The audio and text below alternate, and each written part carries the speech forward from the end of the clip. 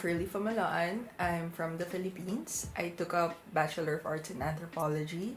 I took up units in medical anthropology and currently studying in KU Leuven, taking up Masters of Cultural Anthropology and Development Studies.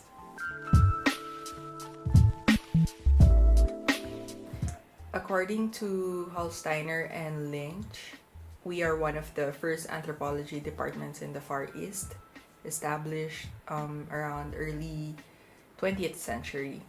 So we've been receiving Center of Excellence for our department for the past few years under our Commission on Higher Education in the country. Our program is heavily on American anthropology, and recently we just celebrated our 100 years around 2017. And during that time, I realized that we are still using some of our courses during the early 20th century. They just managed to remove some of it, like criminal anthropology and mixed races, wherein they look at physical features and they tag them as you look more like a criminal based on your skin color.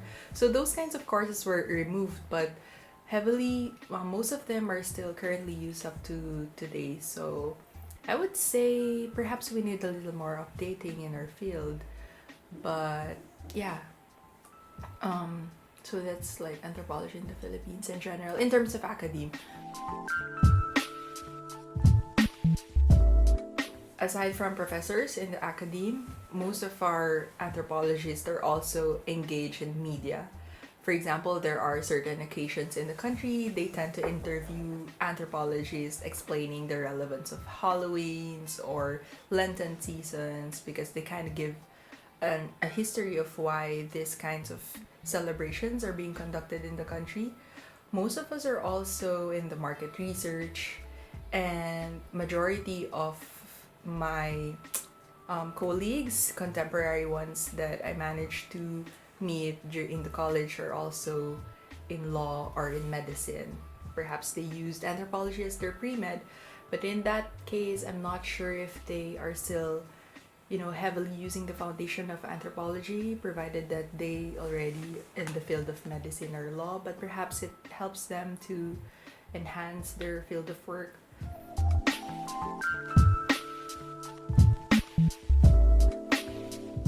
Yes, I think, because personally I am one of them, but I don't see a lot of people with anthropology as a background, if not in the academe. So I'm not sure, even if I'm not sure, is it because I'm young, or I don't get to meet older anthropologists who are already in the field of, let's say, big multinational corporations. But at the end of the day, even though we have anthropology, they still tend to get a master's degree for international relations or other higher courses, not presenting themselves as anthropologists.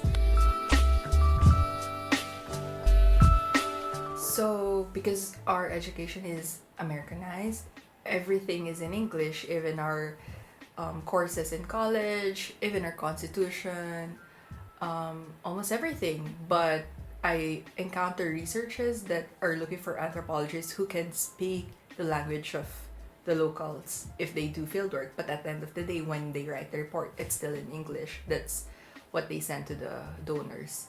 But in terms of fieldwork, they highly encourage individuals who speak the local language. But that's it. That's where it stops.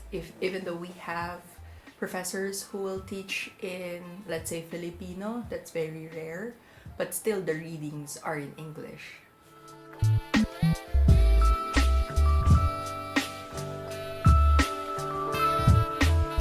English. Definitely English. But what about Filipino? There are anthropologists who prefer to write in Filipino. I have a colleague who managed to submit his thesis in Filipino. But because he came from a southern region in Luzon, which is one of the three big islands in the country, he's very trained to use Filipino. But for example, like our classmate Brian, who came from Mindanao, and his language is Bisaya. He's more in line to use English instead of like Tagalog or other Filipino languages, or Bisaya for that matter. Because if you want to submit your paper internationally, then that's just one word. You don't have to duplicate it.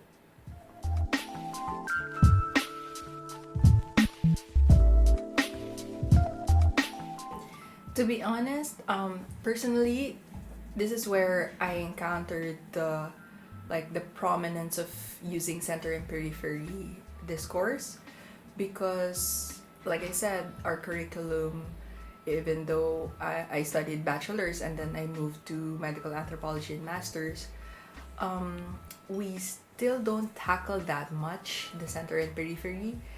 The only time I encountered it was in urban anthropology in the undergrad, wherein you explain the rich people living in the center and those workers are in the periphery because the cost of living is cheaper.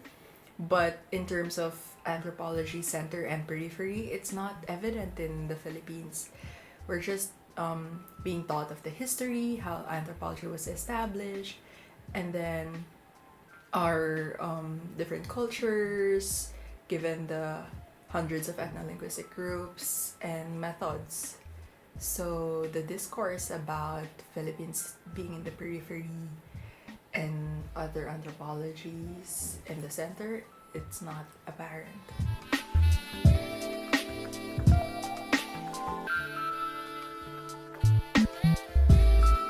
I think Manila is the center for anthropology as well, because the professors who are teaching there are also the big names of anthropology in the Philippines. We also have various anthropology departments, such as in Mindanao, which is the south of Luzon.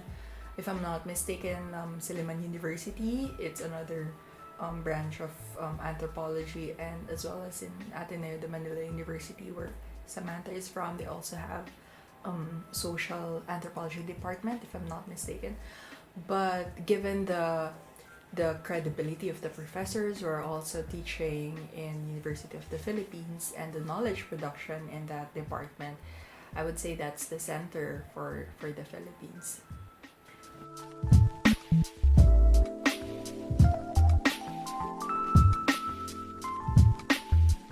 So most of the anthropologists in the country would wanted to present their papers internationally or submit it in the international field, or let's say the center. We don't really much contemplate on presenting our products in the Philippines or even in Southeast Asia in general.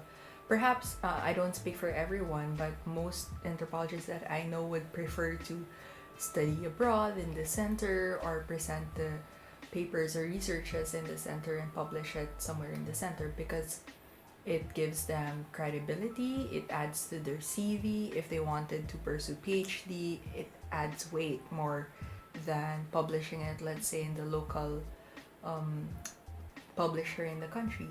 So the discourse about global north and global south is not evident.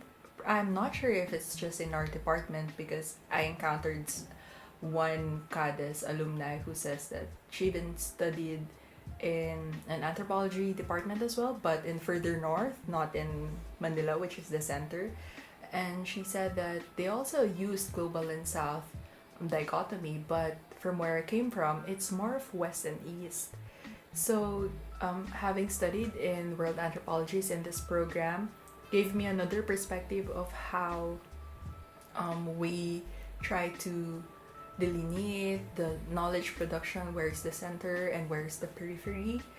So given that we're not really contemplating in our field in the Philippines, hence anthropologists are very much enticed to present themselves in the higher stage. I mean, not higher, like the center, you know.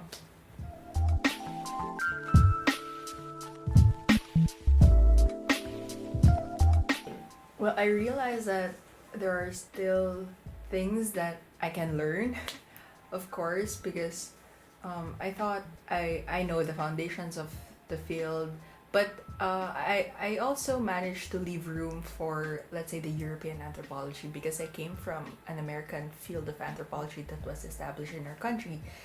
But I'm not sure where to draw the line, where what is European versus American anthropology, but it's still the center. And I think that having studied in world anthropologies, our course gave me the courage, or like perhaps it's time to really promote our anthropology in our country, not just in the center, which is the west or global north, but starting from Southeast Asia, let's say, because so far we don't have like an association of anthropologists in that region. And though they have in East Asia, but that's like another center in the periphery, like Japan and Korea and China. So it gives me a new perspective of how we can promote our discipline, or our field, or our research in our country. But I cannot deny the fact that in order to um, put our research in a higher stage is to be involved in the center first, and then get your credentials there, and then manage to go back in your home country and perhaps develop your new theories and teach young anthropologists of how to look at anthropology in a new perspective, and not just catering to what the center would wanted us to do.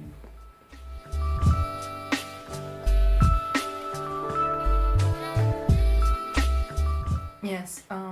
So based on our presentation, we kind of look for the common theme of how anthropologists in certain Southeast Asian countries wanted to reclaim the identity, given that the knowledge production was from the center, or from the west.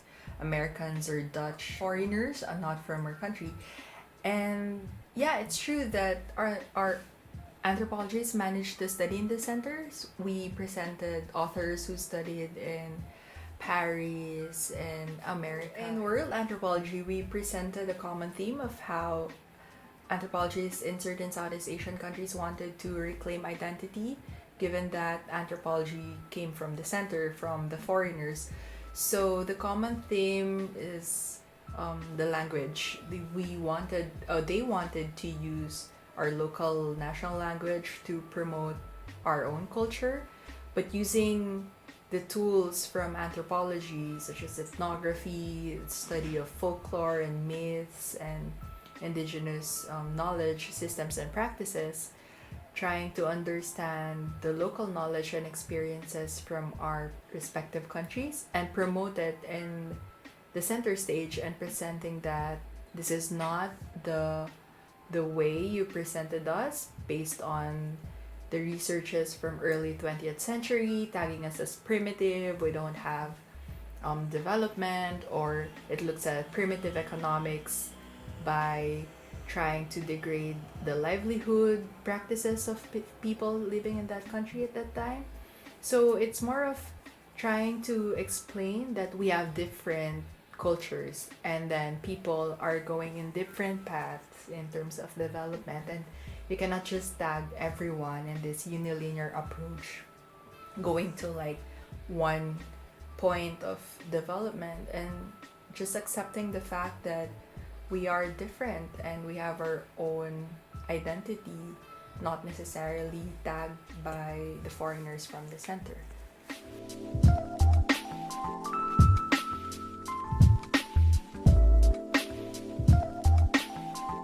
Yeah, I even asked an anthropology who is older than me, and I asked if, because she took masters of anthropology in the Philippines, which is different from medical anthropology, because when I studied medical anthropology, it's focused on the methods and the history in terms of public health research and social science. So when I asked her if there was a course on decolonization in that program, the person is not even sure. Perhaps it was a special topic. So in that sense, I managed to validate that it's not still evident in terms of discussing to anthropologists the decolonization, perhaps in our country. So recently, there will be a conference of the Anthropological Association in the Philippines, and their theme is decolonizing anthropology in the region. So they managed to invite anthropologists from both centers and peripheries across the world, presenting how the researches is a way of decolonizing the discipline. And I think, given the um, the discourse on the colonization both in global north and global south, eventually perhaps we will be able to have a forum or an avenue to finally say that slowly but surely we are indigenizing anthropology in our respective countries. And yeah, I think it's there, maybe not soon, but I believe that we can reach to a point that we can decolonize anthropology, both in global north or global south.